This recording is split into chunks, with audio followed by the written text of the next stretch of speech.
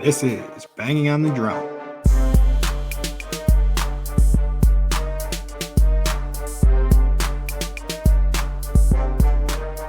It is another beautiful day in West Central Wisconsin, and welcome to episode 121 of Banging on the Drum. The episode title is going to be The Saints Meet Their Impending Doom in the fourth quarter today. And as you know, this is a straight business episode, so we'll get into it a little bit. But I'm your host, P-Dawg, joined alongside my co-host, M-Dawg. And M-Dawg, how you feeling after that Packers game today? Oh, we had a nice little celebration in my house. We were hooping and hollering on that missed field goal for sure. Oh, yeah. I pinky whammied the shit out of that kicker. My wife pinky whammied him too. If you're unfamiliar with what a pinky whammy is, tune into our YouTube and I'll show you. Pinky whammy, pinky whammy. Oh, I even got the mic with it. That kind of hurt a little bit, but it was good. I loved it. But yeah, it was a good day. It was a good day in our household too. We had a little watch party, which was kind of lame at first because the game did start out super boring, but it ended up flipping back for us. But I'll let you take this away. Let's leap into the stands with us. Mike, what do you got? I mean, so I guess you saying that it started kind of shitty or like lame. I don't know. It was a little bit slow, I guess, but our defense kind of stood up right away. Got to stop. We couldn't do anything offensively. We tried that trick play that had two fuck ups in it. I liked that play though. I liked the like play that call. Play. He had him for sure. Yeah. And he slipped, and so like that slip hurt you, but definitely had him like no issue at all. And then he slips. Bad throw by Wilson. But I think that really what we had problems with early in that game was penalties. We were fucking up left and right, like so consistently. It was terrible. Yeah. I want to say in the first half we had like six penalties, 70 yards, something like that. Yeah, they cleaned it up a little bit. I mean, on the whole game, we had 11 penalties for 90 yards, but I'll say that you're right that in the first half, it was probably like 7 for. It was atrocious in the first half, right? And so even most of the way through the third quarter was pretty bad. And it wasn't even like forced penalties. Like it wasn't like grabbing a guy for pass interference or anything like that because it was beat. It was just like undisciplined false starts, legal procedure type. I don't think the officials were really calling much for pass interference for the majority of the game. I guess in the fourth quarter they called quite a bit. Yeah, we got a big one late. We got a couple big ones, it felt like, but it doesn't matter. They weren't calling it very, very much early, for sure. And I thought, especially on the Saints, I guess the one thing that like drove me crazy about this game, I think it was Jonathan Vilma on the call. Is that correct? Yeah. So a Saints homer. Yeah. For sure, a Saints homer. And then he kept talking. I don't remember who the guy was that was number one, but how great he was. And told in like at one point it was the Jaden Reed drop going out of bounds when he hit the Gatorade jugs. He said, I don't even understand why they're throwing over there. Like, oh yeah, this guy's dumb. He didn't do anything on that play. It should have been a catch. Jaden Reed had the ball in his hands, and he did nothing. He actually failed. The ball went right into his hands, and Jaden Reed just dropped it, and he was acting like this guy's a fucking all pro. I believe at one point he compared him to Charles Woodson. Yeah, and it doesn't feel okay ever in my book. Yeah, and Love wasn't afraid of him all night. I can't think of who that was off the top of my head at all either. And he was a backup. Like, to be fair, he's a backup. He played well today.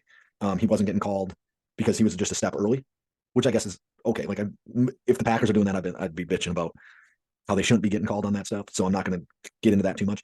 I didn't like the overhype of him though, because I thought Jaden Reed was actually open quite a few times and dropped the ball. So he had that one that we're talking about on the sideline with the jug. Like, you just got to catch that ball. That's all he's got to do is like make the catch. And that's like a 15-yard gain.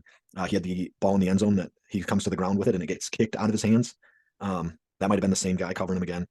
I thought Jaden Reed had a pretty rough game. I'll get into some of my SWAT stuff. Should we do just like a quick recap? I mean, I know everybody probably just watched the game, but run it down real quick if you want. Yeah, so let's go drive by drive. So we start out strong, holding to a 3-and-out. They get -9 yards. We end up turning the ball over on downs. Like Mike said, we had that pretty cool looking play that it looks like we should have converted a first down. But then Saints come out, have a 9-play, 56-yard touchdown drive, and that was capped off with a touchdown to Jimmy Graham. He's still alive, guys. He catches touchdowns for other teams. He catches touchdowns in Lambeau. Yeah, no shit. Like that was a surprise. It was funny. Did he catch a touchdown with the Bears against us too? He could have, but they did read off his stats that he only caught 3 the whole time he was with Green Bay, and that's pretty much like the only reison we brought him in was just to catch touchdowns, and it did not happen very much. But then we go punt, they punt. And then the next time we punt is the 76-yard punt return by Rashid Shaheed. I think I'm saying that right. But yeah, anyways, going to halftime down 17-0. End up coming up with a big pick in the third quarter. Or no, that was never mind. We threw the pick, but that felt more like a punted type pick. I wasn't too disappointed with that. And I was kind of happy that Jordan Love kind of got one under his belt. So he didn't have that like looming stat that he's the only guy that hasn't thrown one. Like, I mean, obviously, if you can go whole season not throwing an interception, good on you. But I think this is gonna allow his brain to be like, okay, it's not the end of the world if I throw an interception. So got that first one of the season out of the way. But yeah, not much going on in the third quarter. So I'm gonna fast forward into we put a 46-yard drive together with what was it, 1 minute and 50 seconds left in the third quarter. Ends up ending in the fourth quarter. We get points on the board in the fourth quarter. Force a punt. Next time. Oh, no, we didn't score on that one. We didn't score till there was like 12 something left in the. We went for it on fourth down on one of those. Okay. Yeah, no. Okay. So it was a 1 minute and 50-second drive. My bad. So yeah, we end up getting the ball with 12 minutes and 50 seconds left in the fourth, end up scoring with 11 minutes left in the game. So we have the score at 3-17 with 11 minutes left in the game.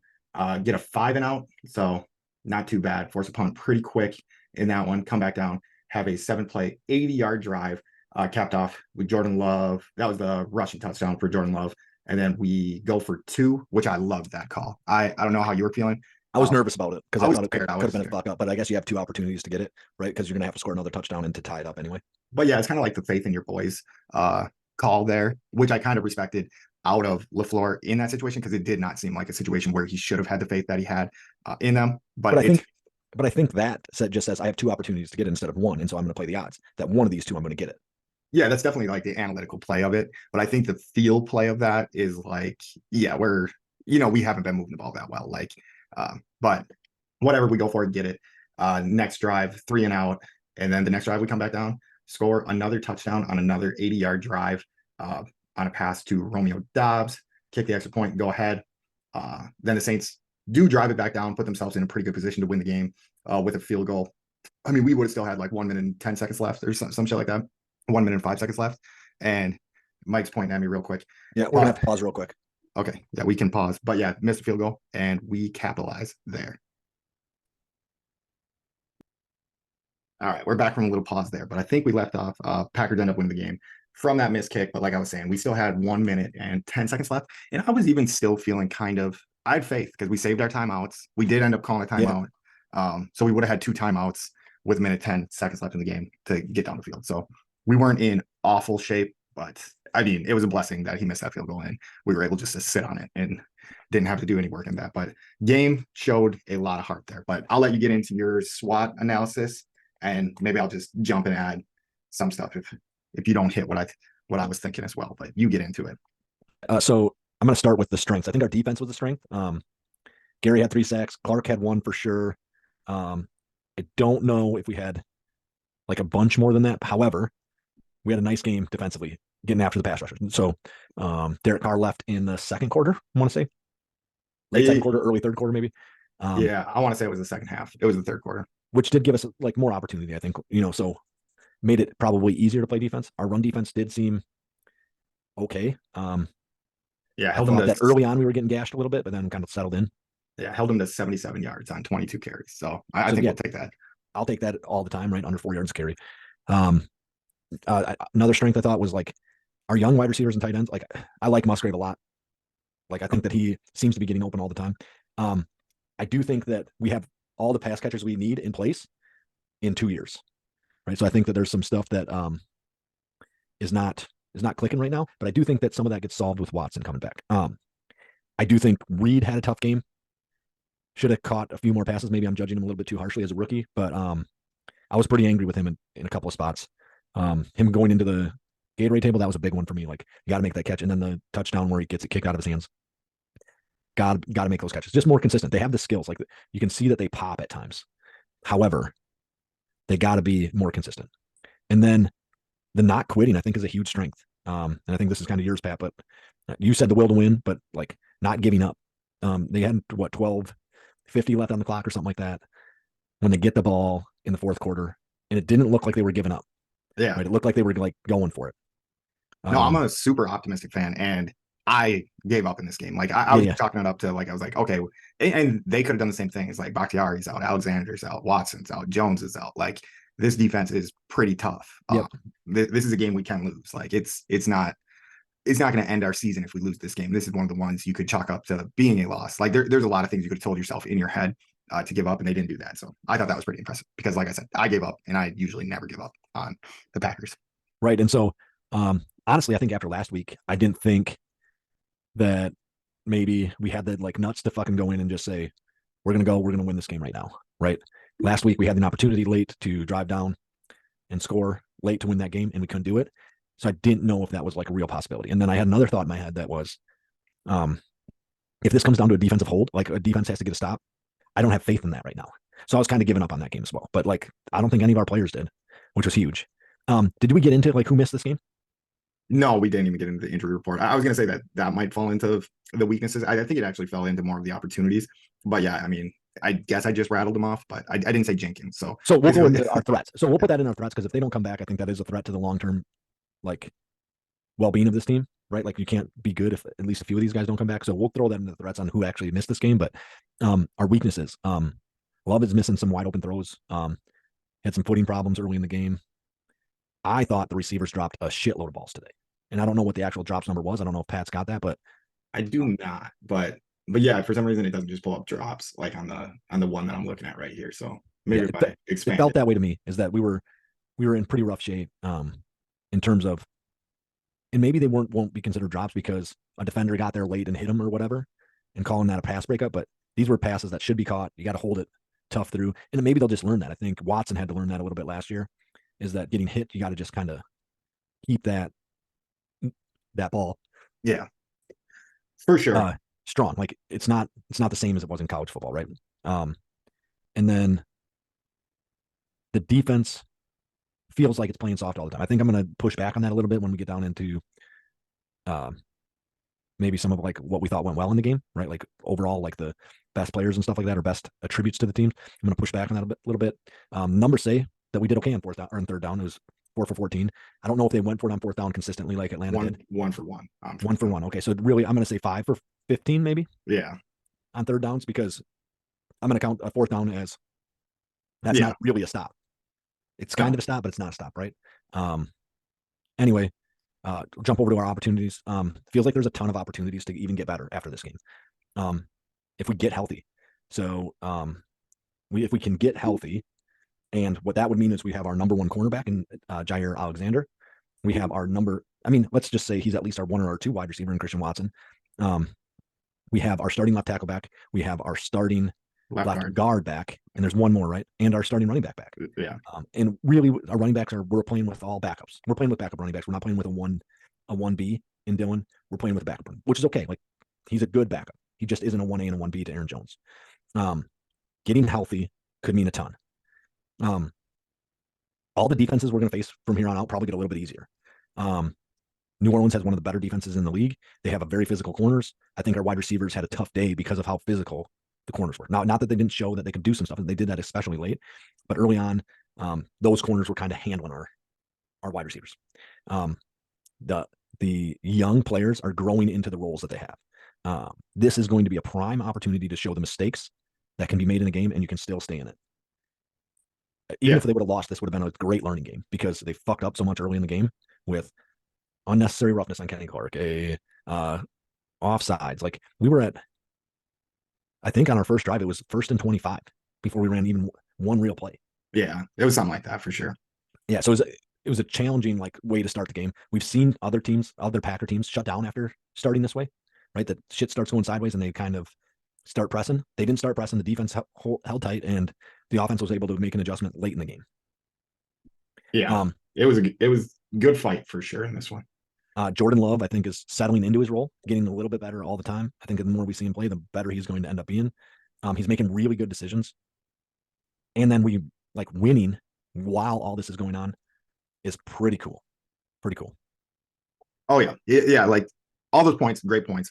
But yeah, just seeing them be able to win while this learning process is happening. Because yeah, I mean, all of our guys are, if we look at guys who made catches this game, Romeo Dobbs, 2nd year, Jaden Reed, 1st year, Luke Musgraves, 1st year, Dontavian Wicks. I saw somebody call him Tay Wicks, which I think is fine. Yeah, Dontavian Wicks, but Wicks, 1st year. Patrick Taylor, I can't remember. He's probably third or 4th year guy. Yeah. Malik Heath got a lot of targets today, maybe 3 or 4. 2, but yeah. And it could have been more, 2 on the stat sheet. I know there was one pass where it kind of like looked like it could have been either guy's ball.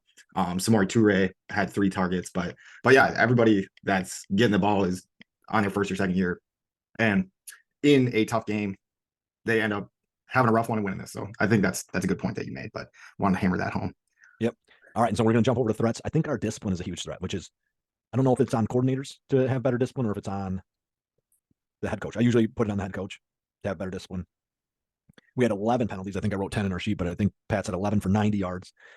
Most of those happening in the first 3 quarters, not as many of them happening in the fourth quarter. And so when it locks up, we do all right. Injuries are still a problem. I think a threat could be that instead of guys stepping up, they kind of take a step back, right? They don't move forward. And I don't think defensively we have tougher opponents coming, but we might have teams that score way more points coming. Yeah, we haven't really gone against an offense that's a punch you in the mouth type offense. I think next week at Detroit, it's gonna be a dog, or I mean, it's in Green Bay, but versus Detroit, gonna be a dogfight there. But then we have Raiders, Broncos, Vikings. I guess we don't really go against too many people with too much punching power for a while, but we So are the gonna Vikings. The Vikings could be. I think the Detroit could be right. yeah. Yeah, I think that's gonna be a pretty telling game because yeah, the Bears ain't shit. The Falcons, I think, I don't know, aren't great. Saints definitely, once Derek Carr went down, their offense did not look good. But they haven't been scoring a ton of points either way. No. I think the game against the Titans was 17-16 or something like that. Yeah, a lot of close games for them. Or yeah, I guess 3 close games, three now. But yeah, I mean, we'll see when we go against a team that I feel like Detroit is a pretty well put together from head to, or from top to bottom. So I think this will be a fun matchup versus Detroit. And if they can keep winning while they're learning, this is going to be insane. And I'm curious if we were kind of saving it for the divisional opponent, like where if guys were like questionable today and they're like, hey, I could go. We got a short week though, playing Detroit on Thursday night, where they maybe were just trying to get by and save for the divisional team. And they ended up pulling off a win. If that was what they were doing, I don't know how the I NFL think that's exactly what we were doing. Yeah, and I don't know either. I don't know. Yeah, but we have a bunch of soft tissue stuff, at least with Jones and Watson. Probably Alexander too, is my assumption. And so that like quick turnaround, if you just go a little too hard, you're not going to be able to play in that game, and then it might hang you up for the next 2 weeks as well. Where if you just take the extra 3 or 4 days of rest, then we might be on like going for the whole season without any more issues. Yeah, no, I'm hoping that that's the case, and we get these guys back on the field quick, fast, and in a hurry. But they won without him today, and hell of a game. So that was my takeaway from this one. You ready to give some guys some BJs? Yep, best jobs. Here we come. So my BJ of the week for the Packers this week was Rashawn Gary. 3 tackles for loss, 3 sacks. So I guess that's all the same. I think those count for solo tackles, tackles for loss, and sacks. So let's give that man a BJ. And who do you got for your BJ in this game, Mike? All right, so I'm going to piss off a lot of Packer fans with this. Clip it, get ready to clip it, whatever you do. I'm giving Joe Barry my BJ, best job of the week. The guy dials up a defense that gives up 10 points. Now, I do think our defensive players did a lot in this, and everybody's still calling for the guy's head, and I don't understand it. Like that defense is pretty freaking good. Atlanta put up 25 on us, or 24, 25, right? Yep. 25, 24. Still pretty good. Like, maybe these aren't the offenses that everybody needs to be scared of, but in the NFL, we have decided on this show, we're the ultimate experts on number of points scored is either defensive or offensive faults. Today, if you hold a team to 10 points, it's the offense's problem, or maybe special teams' problem if we don't win. And today, it would have been the offense's problem. All the penalties were on the offense for the most part. I mean, there was a couple on the defense, but all the penalties were on the offense. They were screwing everything up. The defense held them to 10 and then gave up a special teams point, right? We're giving Joe Barry the BJ.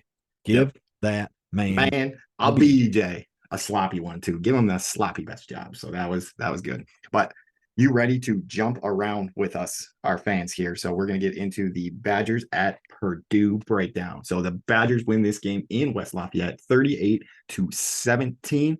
And it was a pretty damn good game by the Badgers, front to back. It felt like we had it basically for the majority of the game. Came out swinging, scored a touchdown in our first drive on Mordecai, rushing touchdown. So wasn't a designed run in that one, I don't think. But then the next touchdown was a designed run for him.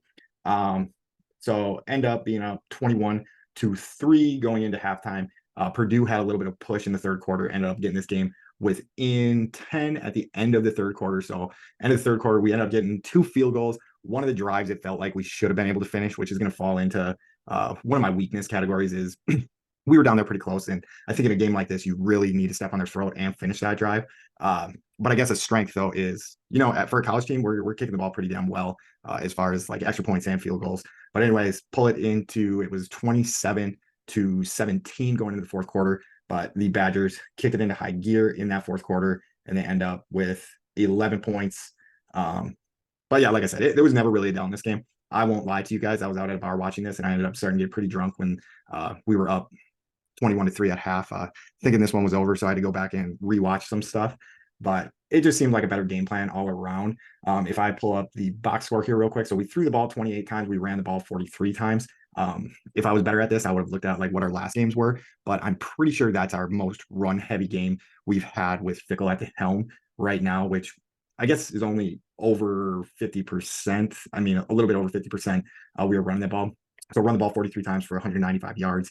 Braylon Allen's averaging 7.3 yards a carry in this game with 2 touchdowns, broke a 52-yard run in this game as well. But yeah, the Badgers played well, turned Hudson Card over 2 times in this game, where if you listen to the preview, I was kind of saying he's been at least pretty smart with the ball. So it was nice to see us be able to force a couple turnovers off of him in that one. We also came up with a fumble in that game. So just kind of dominate the turnover battle in that game. Mordecai did throw 1 pick. So I think we won it 3-1. So we were +2 in the turnover department in that game. But yeah, I liked it. Basically, whole game long, never felt fear, and a few fireball shots probably didn't hurt that. And meeting some new friends at a towny bar in Tallahassee didn't hurt that. And watching this game simultaneously as the Brewers were wrapping up their playoff spot for the year and just crushing Miami team down in Miami. So it was all good stuff Friday night. I think the biggest threat in this game was me not realizing that this game was on Friday until it was on the TV in the bar that I was at. And I was like, holy shit, they're actually playing on Friday night. Did you know that going into the weekend? I really didn't. I think I had seen a fair number of like Wisconsin shirts at work.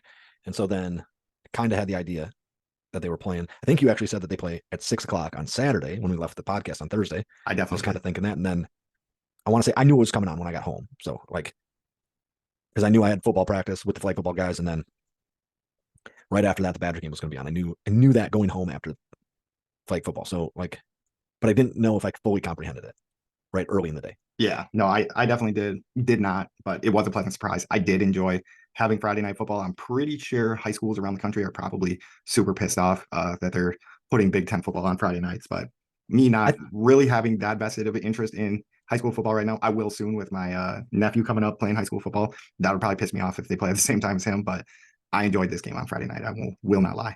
So can you watch those games? Like, yeah, there is going to be a way like where I can stream into his Nice. games. I do with hockey games already, so that's pretty nice. It's perfect. Yep. You want me to get into the SWAT in this one?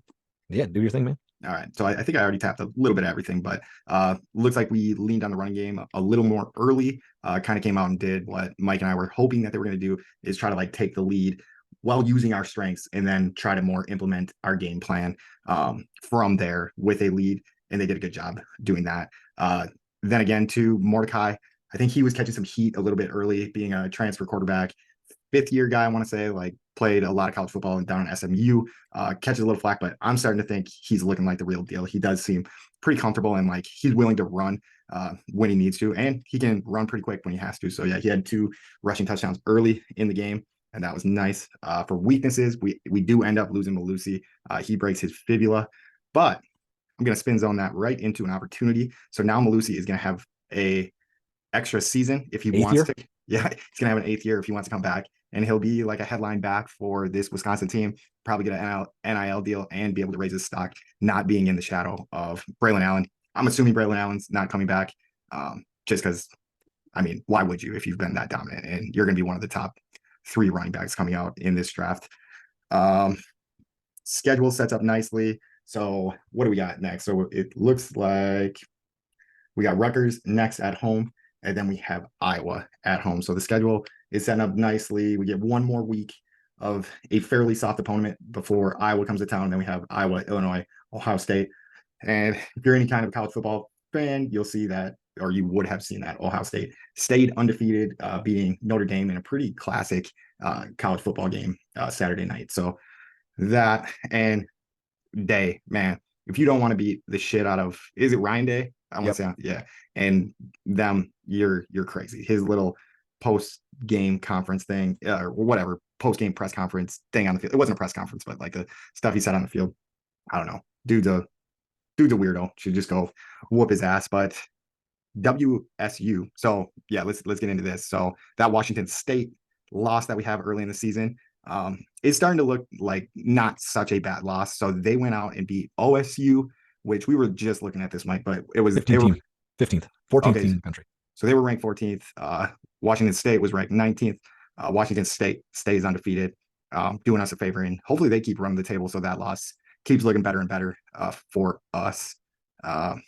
It's not quite a quality SEC loss, but it is getting close, especially with how good the Pac-12 is looking this year in what seems to be their last year of being a conference. But threats for the Badgers, using too much of our passing game. So if we fall into a lull or whatever, if we come out and we're throwing the ball and trying to get back into the game, doing something that this team isn't set up to do quite yet, I think that could be a big threat. So, I mean, while we have Braylon Allen, I think we should just use him as much as we can to get up in games, stay up in games, and then build that offense around him, which we can get pretty tricky, or can get pretty tricky with our play calling if we set up the run first and then start to do our other shit next. And then last threat was just not finishing a couple drives late. Like I alluded to in the beginning of this segment, is we took a couple field goals late in the game. I mean, one, definitely a situation where it was like, whatever, you're gonna get a field goal, get points, do whatever. But there was one where we kicked field goal like on the 3-yard line, and that's just not good enough for Badgers versus Purdue. You got to punch that ball in if you're at the 3-yard line. When is the next time Purdue beats Wisconsin? I'm reading off that. What is this? Yeah, what do you think? When is the next time? So it's been since like 2003 or something like that. 2004. Yeah. Is there anything on the horizon that looks like they could beat us? I really don't think so, because I think so. This would have been the year. This was their opportunity to beat us. Or last year or the year before, right? So like when we weren't having like these exceptional years. Yeah. No, I don't know, man. Definitely not a football school. They'll have to have a lot of things break their way to beat us. But the correct answer to this is if they ever play Wisconsin late in the season and Wisconsin is undefeated while they're rolling into them right before like a Big Ten championship game, that will be the next time Purdue beats Wisconsin. Fair enough. All right. So yeah, that's what I got. Did you have anything to add to this one? So I think that like one of the big things that I thought was very interesting. I don't like it very much, but I'm willing to like settle my fears about it. We have 2 guys that are on the Doak Walker watch list, right? Well, yeah, one now probably. Now one, but at the time that like a lot of this stuff is going on, we got 2, and we're choosing designed runs for Tanner Mordecai instead of designed runs for Malusi and Braylon. I just don't get it. I don't think Mordecai is Lamar Jackson or like these elite level runners like your Justin Fields. I just don't see it, and I'm confused. Yeah, I think that's just the new system that's coming in, and I think we need to go away from that because, like I said, we're only gonna have Braylon Allen for one more year. I said we ride him into leads. If we have a lead, we got to coast with the lead and then build stuff off of it. But I do think when you're playing an inferior opponent like this, and I mean, we came out swinging, like we scored early and often in this one. So if it was working, it was working. But yeah, I do agree with you. It does seem like we need to be designing more running back runs when we have, like you said, Doak Walker finalists on our team. But yeah, it was just interesting to me. So I thought I'd throw that out there that you're choosing to run your quarterback instead of your elite level running back. So yeah, we can roll out the barrel instead of our quarterback. So all right, so let's roll out the barrel. So Friday, while the Badger game was going on, Corbin Burns came out to start, and we gave him some run support. So the Brewers beat Miami 16-1 to close the magic number on the playoffs. So the Brewers are definitely in the playoffs right now. And the magic number for the NL Central has stayed at 1 game ever since that win. So we've lost the last 2 games to Miami, 5-4, and then 6-1 tonight. But I was kind of thinking that we might have been wrapping this thing up a little too quick, and we were going to have to be sitting on our thumbs for a while. So I don't think this is the worst thing that can happen. Like, I think if we had it wrapped up and then having 2 series against the Cardinals and the Cubs before the playoffs start, it might have given us just a little bit too much time to try to figure out what we were going to do. So I guess I'm trying to turn it into a positive. So, but basically the Cubs won their last 2 games. The Brewers have lost their last 2 games. The magic number hasn't moved for 2 days. And since we've been doing this magic number watch on the show, I think that's about the worst that it's gone for us. But so we have 1 win left to get with 6 games left. We do have a Burns, Woodruff, Peralta. We have them going into rotation in that order at a point. So it would be pretty hard not to get a win in that game. But 16-1 game looked very promising. Not too much has changed from the last episode. Like the Brewers are still pitching well, playing well. I'm not too concerned about a little bit of a 2-game skid after you're popping champagne on Friday night in Miami. And having, I mean, sure, it'd be nice to like step on their throat, but like I said, I think that might even be just too much time sitting on your thumbs before you get to playing real baseball again. So it could be a blessing in disguise. I think once they leave Miami, they're gonna head. So it's 6 games left, all home games, so you can settle in. And then it looks like, unless some sort of miracle happens, we're gonna be playing the first playoff series all at home. So next 9 games should be all home games. But yeah, that's what I got for the Brewers. I guess Yelich came back. He bopped a dinger. Everybody was hitting on the Brewers Friday night. So I think in the 3rd inning, by that point, everybody on the team had a hit. Yelich went 3 for 4 with 2 homers in that game, 5 RBIs. So if we were worried about him being rusty from being hurt, he answered those questions pretty quickly. And then it looks like we got a new closer in Rowdy Tellez as he closed the game out and wrapped up a playoff spot for the Brewers in this one. So I don't know. You got anything, Mike? No, so his post-game speech after his pitching performance was pretty sweet. If you want to check that out. So yeah, I think he's petitioning for a Cy Young or something like that. He should. I mean, I can't remember what the numbers were off the top of my head, but I want to say he had 1 strikeout and then 1 inning, no hits. His whip is real good. Yeah. Oh no, he did give up a hit. So 1 hit, 1 K. Through 13 pitches, 9 of them were strikes. ERA 0 on the year. So yeah, he could be up for that. Burns went 5 innings in that game gave up 2 hits, no earned runs. I think once the game was in hand, we took him out. Yeah, his pitch count was kind of high, so he had thrown 97 pitches. Didn't go too deep in that one, but the game was basically over by the time we had to make a decision with him. So made the smart decision, took him out, wrapped up the playoffs, and now we just got to win 1 more game to get the wild card all at home. So looking forward to it. Looking forward to it. All right. Got anything else for straight business? No, that was our straight business episode. So please go out there, like, subscribe, share. We're going to continue to keep getting better. We appreciate the support. We love you guys. And then Mike, what do you got? If you're doubting the Brewers, the Badgers, the Bucks, or the Packers, you can eat our shorts. Roll it.